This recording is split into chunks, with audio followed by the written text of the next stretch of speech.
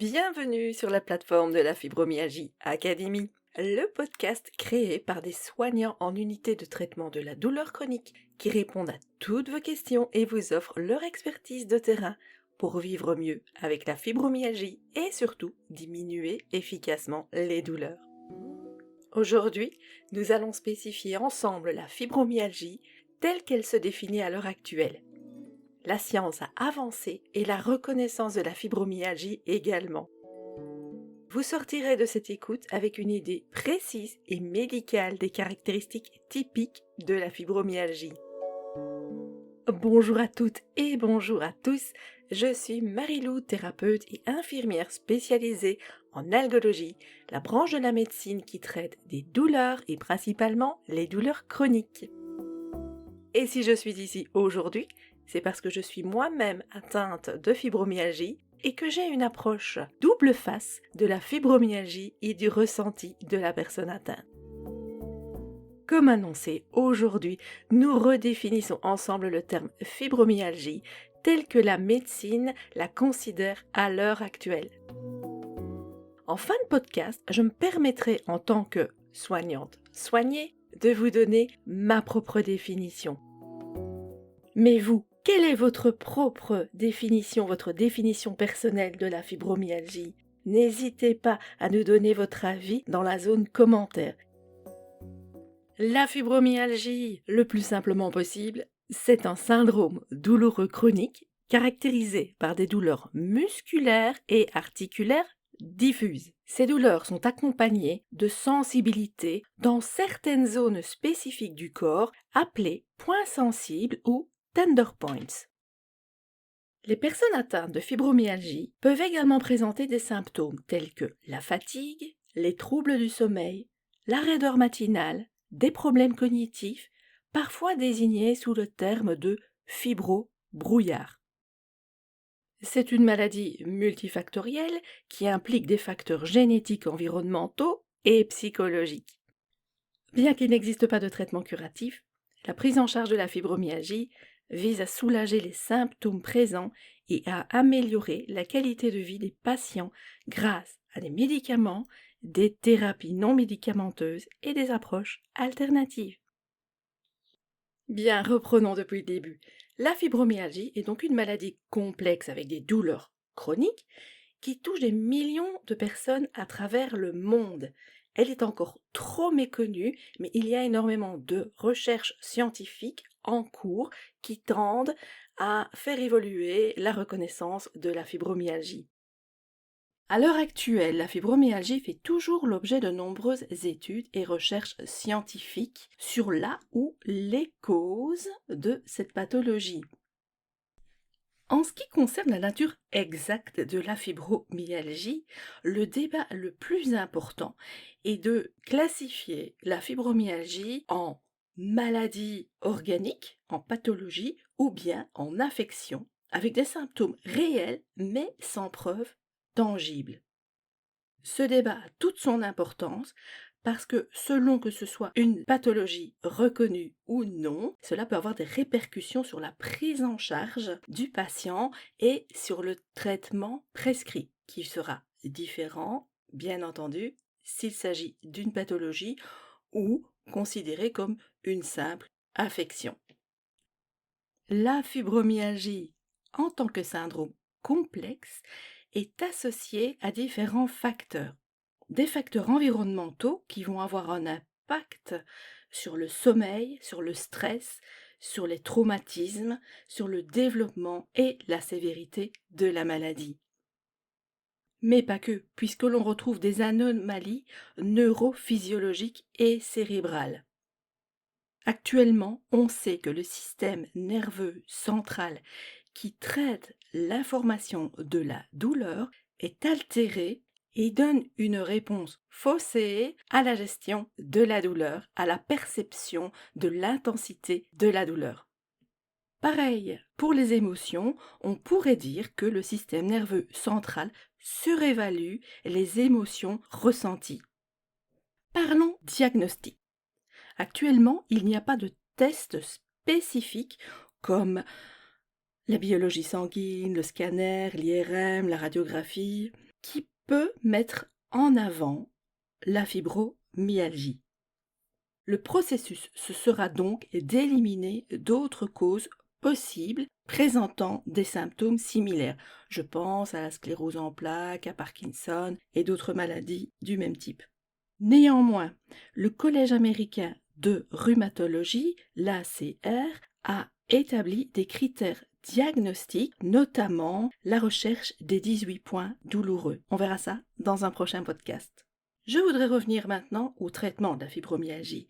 On ne peut que soulager la fibromyalgie, les symptômes inconfortables de la fibromyalgie, puisque, à l'heure actuelle, n'en connaissant pas la cause, on la considère comme incurable. Le médecin va prescrire des médicaments, des analgésiques, des antidépresseurs, des antiépileptiques, dans le but de soulager la douleur et les troubles du sommeil. Citons également les approches non médicamenteuses comme la thérapie cognitivo-comportementale, l'exercice physique, la gestion du stress par la méditation et la pleine conscience, par exemple, pour améliorer la qualité de la vie des patients. Citons également les traitements alternatifs et les nouvelles approches prometteuses. Je prends par exemple l'acupuncture, l'hypnose thérapeutique et tout ce qui est recherche actuelle au niveau de traitements nouveaux pour restaurer la qualité de vie de la personne atteinte de fibromyalgie.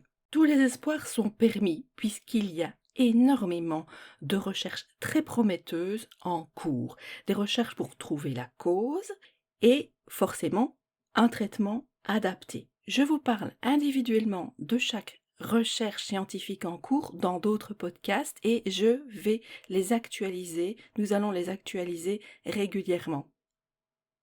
Pour moi, mon avis, que faut-il retenir? Quels sont les points principaux de tout ce qu'on a dit sur cette définition, ces caractéristiques de la fibromyalgie? Eh bien, la première chose, le premier mot sur lequel moi je veux insister, c'est maladie complexe. Complexe. Je trouve que le mot n'est pas encore assez fort. La deuxième chose qui pour moi est essentielle, c'est que c'est une maladie mondiale qui touche toute population.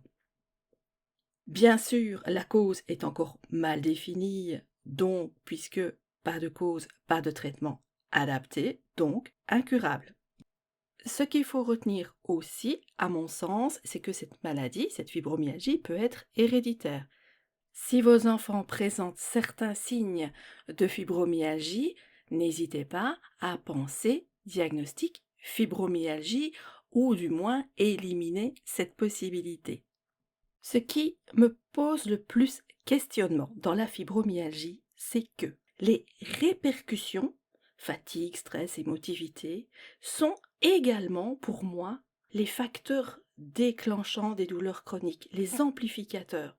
C'est-à-dire que si vous avez des troubles du sommeil, forcément, le lendemain, vous êtes fatigué. Ce sera donc une conséquence. Mais cette fatigue, d'un autre côté, peut également entraîner de la douleur. Donc voilà, c'est le concept du serpent qui se mord la queue. C'est assez particulier dans la fibromyalgie. Dans d'autres maladies, on n'a pas spécifiquement ce cercle vicieux, on a des causes et des conséquences, mais ici, effectivement, on peut faire le parallèle et se dire que les causes sont les conséquences et inversement. L'aspect multidimensionnel, physique, psychique, environnemental, social, me fait également réfléchir et me pose également question.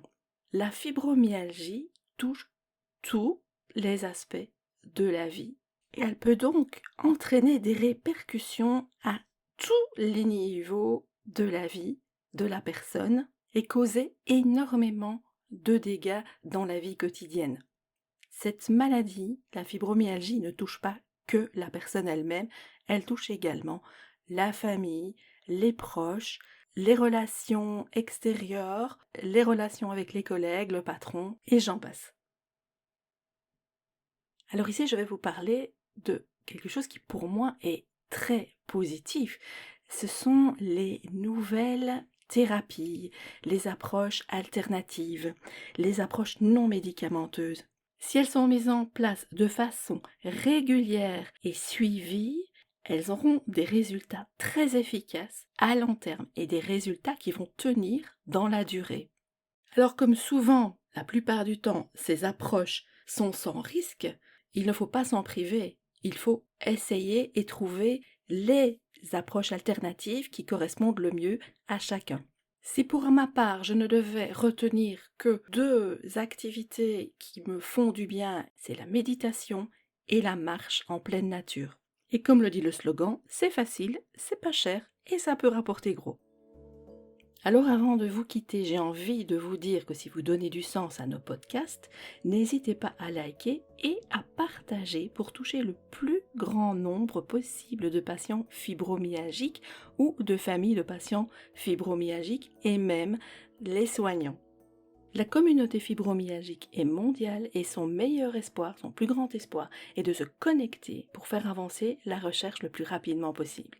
Comme d'habitude, tous les liens utiles sont listés dans la barre d'infos, y compris notre adresse mail pour nous joindre. Nous répondons à chaque sollicitation. N'hésitez pas à nous laisser des commentaires ou à créer un groupe de discussion sur un sujet spécifique dans la zone commentaires. Alors moi je vous dis à bientôt et je vous rappelle la devise de la Fibromyalgie Academy. Prenez soin de votre fibromyalgie, elle vous le rendra parce que vous le valez bien. À bientôt!